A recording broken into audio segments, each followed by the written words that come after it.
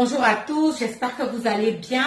Aujourd'hui, on va voir comment calculer sa période d'ovulation. C'est un sujet qui concerne particulièrement la jante féminine, mais la jante masculine se trouve également indexée. Ceci pourquoi? Parce que savoir calculer sa période d'ovulation peut premièrement constituer une méthode de contraception naturelle pour certains couples et secondairement aider les couples à mieux gérer et à mieux planifier d'éventuelles naissances dans la famille. Pour pouvoir calculer sa période d'ovulation, vous devez déjà connaître un certain nombre de notions, notamment ce qu'on entend par cycle menstruel, par période d'ovulation et également par période de fécondité. C'est quoi le cycle menstruel? Le cycle menstruel, c'est la période qui s'étend entre le premier jour d'apparition des règles et le jour qui précède l'apparition des règles suivantes.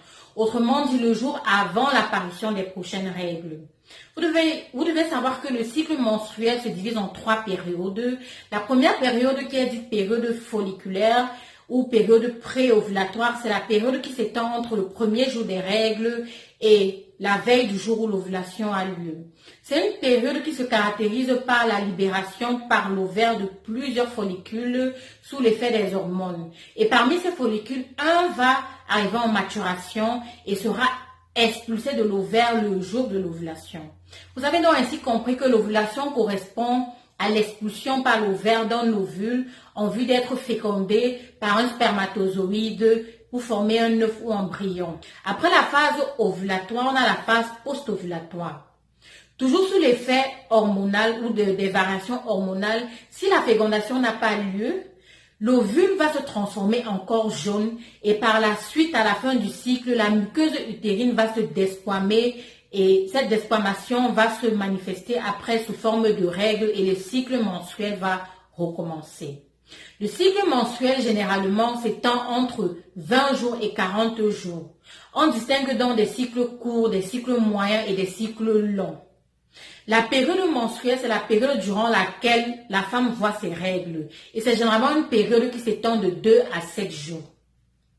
On distingue également ce qu'on appelle cycle menstruel régulier et cycle menstruel irrégulier. On dira qu'un cycle menstruel est régulier lorsque la période qui s'étend entre les différents cycles est fixe et constante. Autrement dit, le nombre de jours qui se situe entre vos cycles sera toujours le même. Et le cycle menstruel sera dit irrégulier lorsque c'est les jours où la période qui va s'étendre entre vos différents cycles va varier d'un cycle à l'autre. Je vais prendre l'exemple de Jessica. Jessica, pendant une période de 6 mois, va observer combien de jours se trouvent entre ces différents cycles. Elle va noter que ces cycles surviennent tous les 30 jours. Sur une période de 5 à 6 cycles. À ce moment-là, on pourra dire que Jessica a un cycle menstruel régulier. Contrairement à Fortune, qui va au mois de janvier observer son cycle après 30 jours, au mois de février, après 24 jours, au mois de mars, après 40 jours. Elle aura un cycle menstruel irrégulier. Une fois que vous avez compris ce qu'on entend par cycle menstruel, que vous avez compris ce qu'on entend par ovulation, que vous avez déterminé si vous avez un cycle régulier ou pas, que vous avez également déterminé la période durant laquelle s'étend votre cycle, vous pouvez calculer votre ovulation.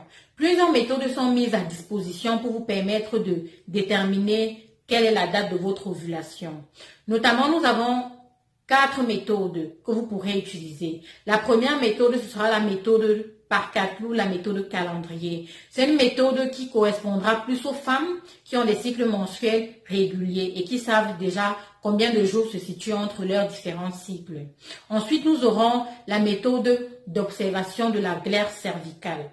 Après, nous aurons la méthode par mesure de la température et enfin, nous aurons des tests ovulatoires que vous pourrez trouver en pharmacie. La première méthode que nous allons aborder, ce sera la méthode par calcul ou la méthode calendrier. Cette méthode ne peut être utilisée que par des femmes qui ont des cycles menstruels réguliers et constants.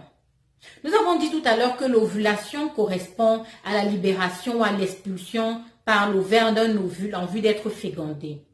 Vous devez savoir que l'ovulation a toujours lieu 14 jours avant l'apparition des règles suivantes. Vous comprenez donc ici que la période post-ovulatoire est une période constante chez toutes les femmes qui ont des cycles menstruels réguliers et elle est toujours de 14 jours. Nous allons reprendre le cas de figure de Jessica qui a un cycle menstruel régulier de 30 jours.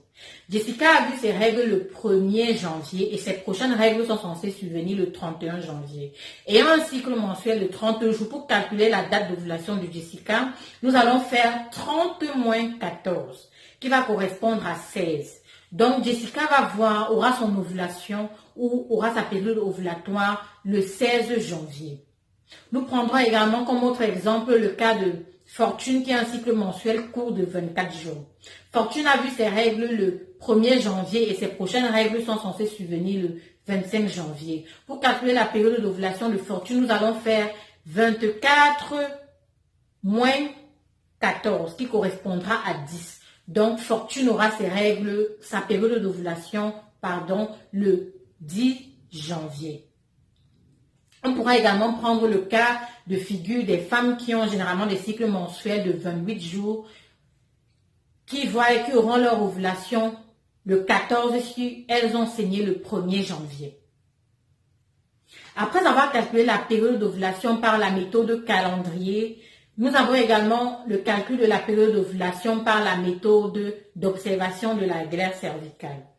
C'est quoi la glaire cervicale? La glaire cervicale, ce sont des sécrétions qui sont émises par le col ou les glandes du col de l'utérus et qui ont pour objectif de favoriser ou pas la contraception. Pour pouvoir utiliser la méthode par l'observation de la glaire cervicale, vous devez être très vigilant et pouvoir observer les différents changements au niveau de l'aspect, de la consistance de la glaire cervicale. Durant les 3 phases du cycle, la glaire cervicale subit différentes modifications. Pendant la première phase du cycle, après les règles, la glaire cervicale est généralement opaque, visqueuse et épaisse. Pendant la période folliculaire. Après la période folliculaire, nous avons la période d'ovulation. Pendant cette période d'ovulation, la glaire cervicale est transparente, elle est translucide, elle est filante et surtout elle est abondante. Et pendant cette période, justement, cette glaire cervicale a pour objectif de faciliter le passage des spermatozoïdes dans la filière génitale de la femme afin de féconder l'ovule.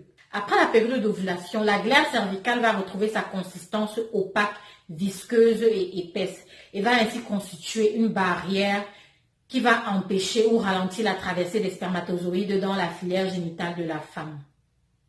Vous devez également savoir que cette méthode d'observation de la glaire cervicale est une méthode qui peut être utilisée tant par les femmes qui ont un cycle menstruel régulier que par les femmes qui n'ont pas de cycle menstruel régulier ou qui ont un cycle menstruel irrégulier. Donc je vous invite, vous les femmes, à être plus vigilantes, à être plus attentives aux différents aspects et aux différents changements de vos glaire cervicale ou encore de vos pertes blanches pour mieux vous aider à comprendre. Après avoir utilisé la méthode d'observation de la glaire cervicale, nous avons la méthode de prise de température.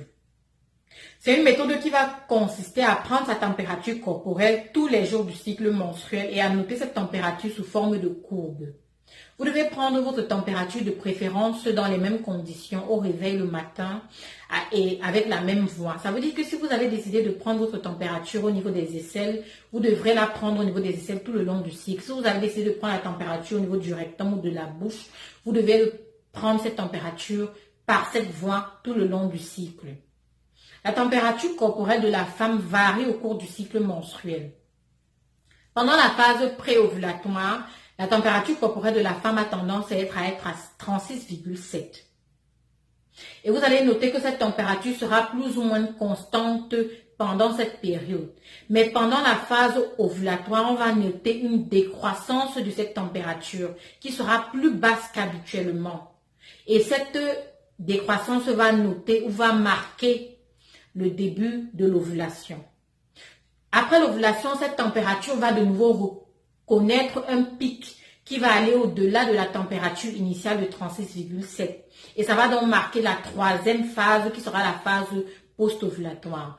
Donc vous devez noter la température sur une courbe et vous allez observer à la fin du cycle que cette courbe va connaître une sorte de variation et vous permettra de savoir à quel moment est-ce que vous avez votre ovulation.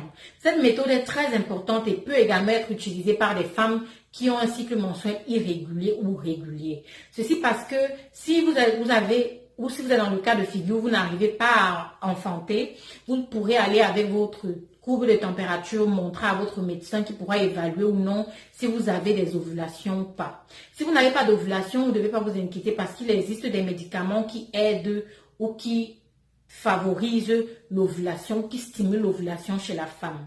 D'où l'importance de cette méthode. Après avoir déterminé la période d'ovulation par la prise de la température corporelle, nous allons voir une autre méthode qui va vous permettre de déterminer votre période d'ovulation.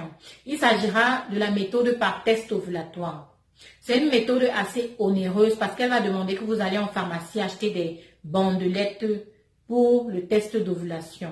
Le principe est le même que pour le test de grossesse, à la différence que c'est le taux d'hormone LH qui est une hormone qui est sécrétée par l'hypophyse et qui agit sur les ovaires qui sera dosé.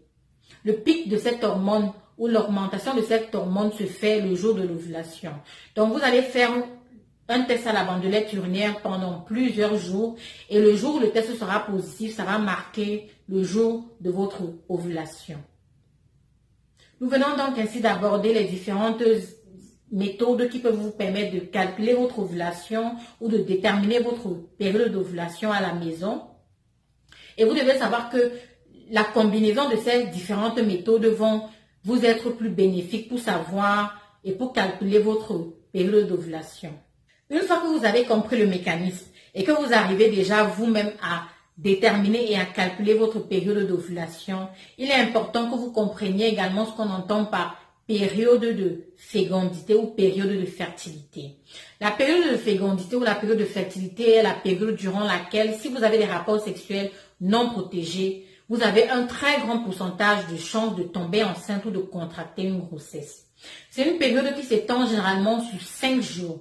Ceci étant dû au fait que le spermatozoïde a une viabilité ou une durée de vie de 72 heures dans la filière génitale de la femme et que l'ovule a une durée de vie de 24 heures. Pour mieux vous aider à comprendre comment déterminer, comment calculer sa période de fécondité, nous allons prendre un exemple. Nous allons reprendre le cas de figure de Jessica qui avait un cycle menstruel régulier de 30 jours. Nous avons calculé sa période de l'ovulation et nous nous sommes rendus compte qu'elle devait avoir son ovulation le 16 janvier. Pour calculer sa période de fertilité, nous allons prendre 3 jours avant son ovulation qui correspond à la viabilité du spermatozoïde dans la filière génitale de la femme et 1 jour après son ovulation qui correspond à la viabilité ou à la durée de vie de l'ovule. Nous allons donc nous rendre compte que Jessica aura une période de fertilité qui ira du 13 janvier au 17 janvier. C'est la période donc durant laquelle si Jessica a des rapports sexuels non protégés, elle se verra en train de contracter une grossesse. Nous allons prendre également comme autre exemple pour mieux vous aider à comprendre le cas de Fortune. Nous avions vu que Fortune avait un cycle de 24 jours et que son ovulation devait avoir lieu le 10. La période de fertilité de Fortune ira du 7 au 11, qui est donc une période qui s'étend sur 5 jours. À la maison, exercez-vous à vous-même calculer votre période de fertilité et ça vous permettra également de savoir à quel moment est-ce que il ne sera pas indiqué pour vous d'avoir des rapports sexuels sans méthode de contraception. On vient donc ainsi d'aborder un certain nombre de notions qui vont vous aider à comprendre comment votre corps de femme fonctionne et qui vont vous aider à comprendre également les différents mécanismes qui se trouvent autour de l'ovulation et de la période de fécondation. J'espère que les notions que je vous ai données ou qui se trouvent dans cette vidéo vous seront bénéfiques, surtout dépendamment de l'attention que vous allez y apporter. Je vous remercie pour l'attention que vous avez accordée à cette vidéo. Si vous avez des questions, n'hésitez surtout pas à m'écrire. J'ai mis en lien mon adresse mail et mes différentes adresses sur les réseaux sociaux. Si vous n'êtes pas encore abonné à ma chaîne YouTube, je vous invite à le faire. Je vous invite également à activer la cloche. Comme ça, vous allez recevoir une notification chaque fois que je vais publier une nouvelle vidéo.